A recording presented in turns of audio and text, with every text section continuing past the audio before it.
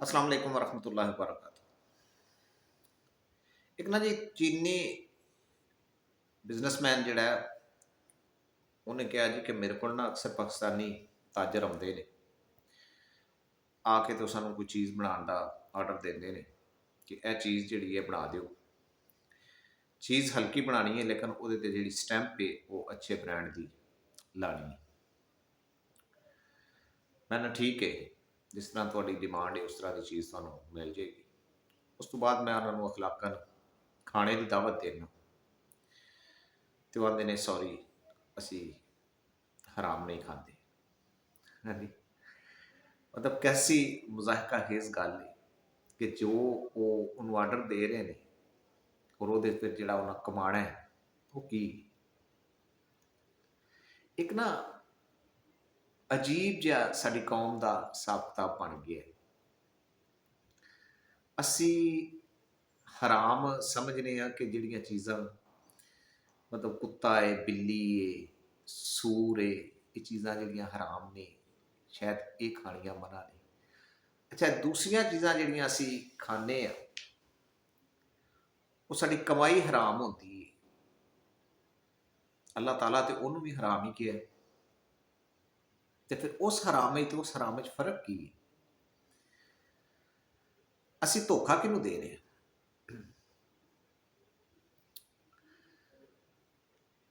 बाकी वीडियो तो पहला रिक्वेस्ट है एक छोटी जी कि अज के दौर ना जी हक गल करना जोड़ा है वो बहुत औखा हो गया खसूसन पाकिस्तान तुहानू पता ही। तो जोड़े बंदे हक की गल करते हैं ना उन्होंने सपोर्ट करा कर। मैं अपनी गल नहीं कर रहा सारिया की गल कर रहा। ठीक है चैनल सबसक्राइब कर दिया करो वीडियो में लाइक कर दिया करो शेयर कर दिया करो ज़्यादा लोगों तक वीडियो जी पहुँच जाती है। ये साडा फरीजा है जोड़े बंदे हक की गल करते हैं उन्होंने गल में अगे फैलाना उन्होंने हौसला अफजाई करना।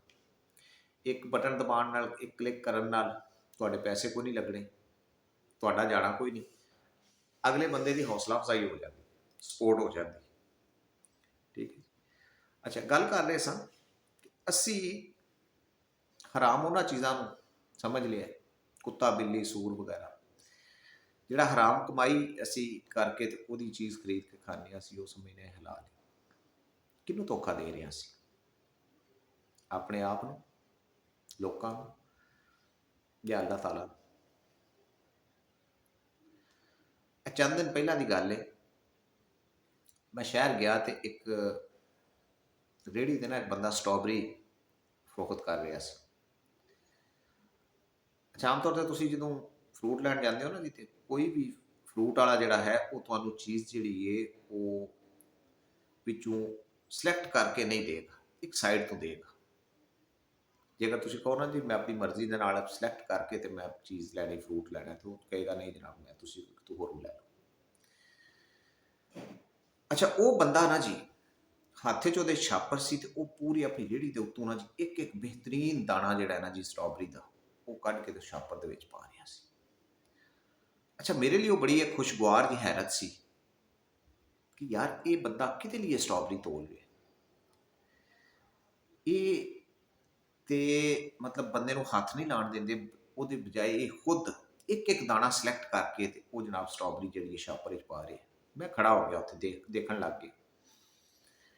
अच्छा उन्हें वो कोई 3-4 किलो 5 किलो स्ट्रॉबेरी जी है ना जी अपनी रेहड़ी तो बेहतरीन दाने जोड़े ने वो एक एक करके चुक के पा के तोली तो तोल के तो उन्हें जनाब एक गड्डी खड़ी से वो मुहतरमा बैठी सी उन्होंने देती उन्होंने पैसे दिते उन्हें पैसे लैके।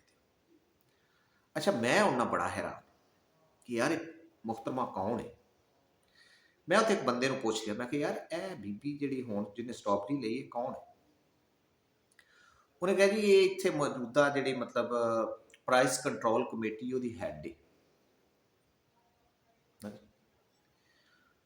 फिर मेरी सारी गल समझ आ गई कि इनू चुक के स्ट्रॉबेरी देना इस बंदे की मजबूरी बन गई सी।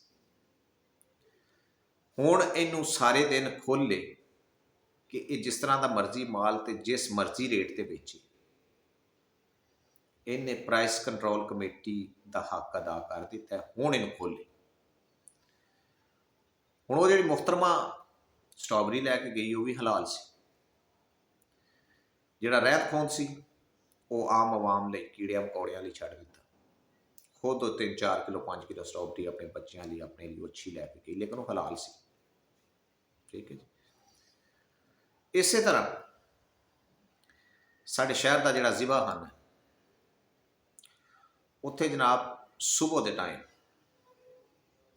ਹਰ ਰੰਗ, ਹਰ ਨਸਲ, ਹਰ ਉਮਰ ਤੇ ਹਰ ਬਿਮਾਰੀ ਵਾਲਾ ਜਾਨਵਰ ਜਿਹੜਾ ਹੈ ਉਹ ਉੱਥੇ ਆ ਕੇ ਜ਼ਿਬਾ ਹੁੰਦਾ। ਉਹਦੇ 'ਚ ਮੈਂ ਸਾਰੇ ਬਿਮਾਰ ਨਹੀਂ ਹੁੰਦੇ, ਤੰਦਰੁਸਤ ਵੀ ਹੁੰਦੇ ਨੇ। ਉਹਦੇ 'ਚ ਕੁਝ ਫਾਲਿਜ਼ਦਾ ਹੁੰਦੇ ਨੇ, ਕੁਝ ਜ਼ਹਿਰਬਾਦ ਵਾਲੇ ਹੁੰਦੇ ਨੇ, ਕੁਛ ਜਨਾਬ ਜਿਹੜੇ ਨੇ ਉਹ ਪਿਛਲੀਆਂ ਲੱਤਾਂ ਤੋਂ ਕਮਜ਼ੋਰ ਹੁੰਦੇ ਨੇ। ਕਿਸੇ ਨੂੰ ਕੋਈ ਬਿਮਾਰੀ, ਕਿਸੇ ਨੂੰ ਕੋਈ ਬਿਮਾਰੀ, ਸਭ ਉੱਥੇ ਆ ਕੇ ਤੇ ਹਲਾਲ ਹੁੰਦੇ ਨੇ, ਉਹ ਜ਼ਿਬਾ ਹੁੰਦੇ ਨੇ। ਅੱਛਾ, ਹੁਣ ਹੁੰਦਾ ਕੀ ਕਿ ਉੱਥੋਂ ਇੱਕ ਬਾਕਾਇਦਾ ਇੱਕ ਮਹਿਕਮਾ ਜਿਹੜਾ ਉਹਨੂੰ ਚੈੱਕ ਕਰਦਾ ਉਸ ਗੋਸ਼ਤ ਨੂੰ ਕਿ ਕਿਆ ਇਹ ਗੋਸ਼ਤ ਮੁਜ਼ਰੇ ਸਿਹਤ ਤੇ ਨਹੀਂ, ਇਹ ਕੋਈ ਬਿਮਾਰ ਜਾਨਵਰ ਤੇ ਨਹੀਂ ਸੀ, ਕਰੀਬਲ ਮਰਗ ਜਾਨਵਰ ਤੇ ਨਹੀਂ ਸੀ ਜਿਹਦਾ ਗੋਸ਼ਤ ਹੋਇਆ।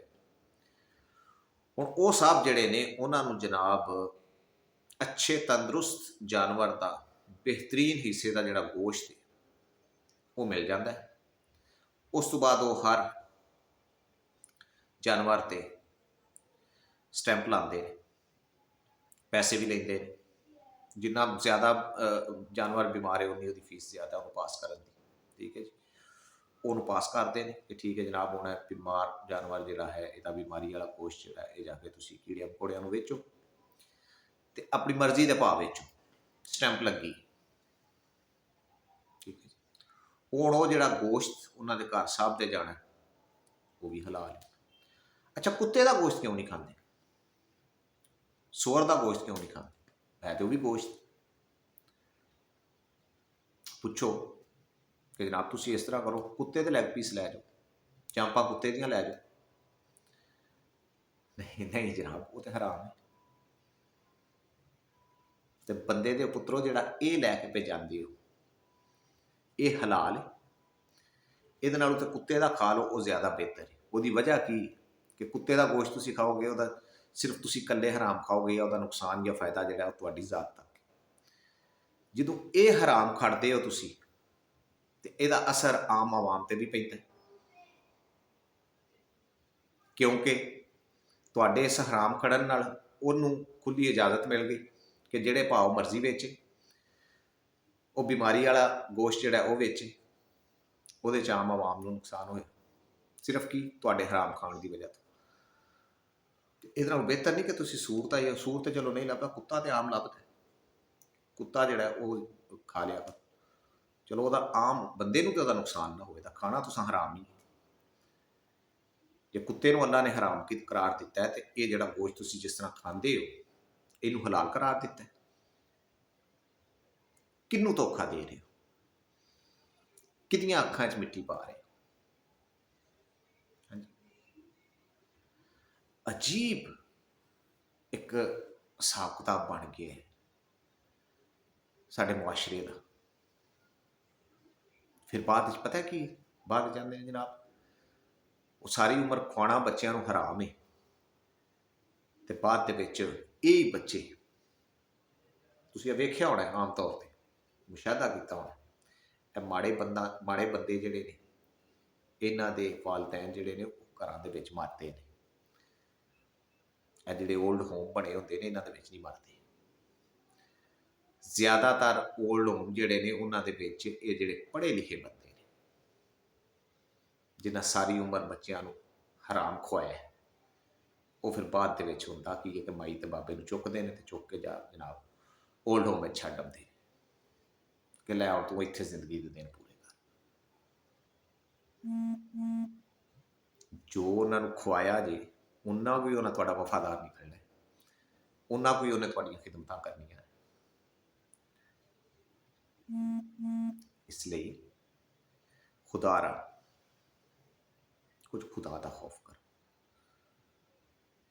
ਆਵਾਮ ਤੇ ਅੱਗੇ ਹੀ ਮਰੀ ਪਈ, ਜਿਹੜੇ ਤੁਹਾਨੂੰ ਕੰਮ, ਜਿਹੜੀਆਂ ਡਿਊਟੀਆਂ ਜਿਹੜੀਆਂ ਨੇ ਉਹ ਤੁਹਾਡੀਆਂ ਲੱਗੀਆਂ ਨੇ, ਉਹਨਾਂ ਤੋਂ ਨਜਾਇਜ਼ ਫਾਇਦਾ ਤੇ ਨਾ ਚੁੱਕੋ। ਔਰ ਫਿਰ ਇਹੋ ਜਿਹਾ ਫਾਇਦਾ ਚੁੱਕਦੇ ਹੋ ਕਿ ਆਮ ਆਵਾਮ ਜਿਹੜੀ ਹੈ, ਆਮ ਆਦਮੀ ਜਿਹੜਾ ਹੈ, ਉਹਨੂੰ ਉਹਦਾ ਖਮਿਆਜ਼ਾ ਭੁਗਤਣਾ ਪੈਂਦਾ। ਡਰੋ ਉਸ ਟਾਈਮ ਤੋਂ ਕਿ ਜਦੋਂ ਅੱਲਾ ਦੀ ਪਕੜ ਆ ਜਾਏਗੀ ਤਾਂ ਫਿਰ ਉੱਥੋਂ ਛਡਾਉਣ ਵਾਲਾ ਕੋਈ ਨਹੀਂ ਹੋਏਗਾ। ਸੋਚਿਆ ਜੇ ਜ਼ਰੂਰ ਇਸ ਗੱਲ ਤੇ ਅਗਰ ਅੱਲਾ ਦੇ ਖੌਫ ਤੋਂ ਦਿਲ ਡਰ ਜਾਏ ਤੇ ਫਿਰ ਉੱਤੇ ਅਮਲ ਵੀ ਕਰਿਆ ਜਾਏ।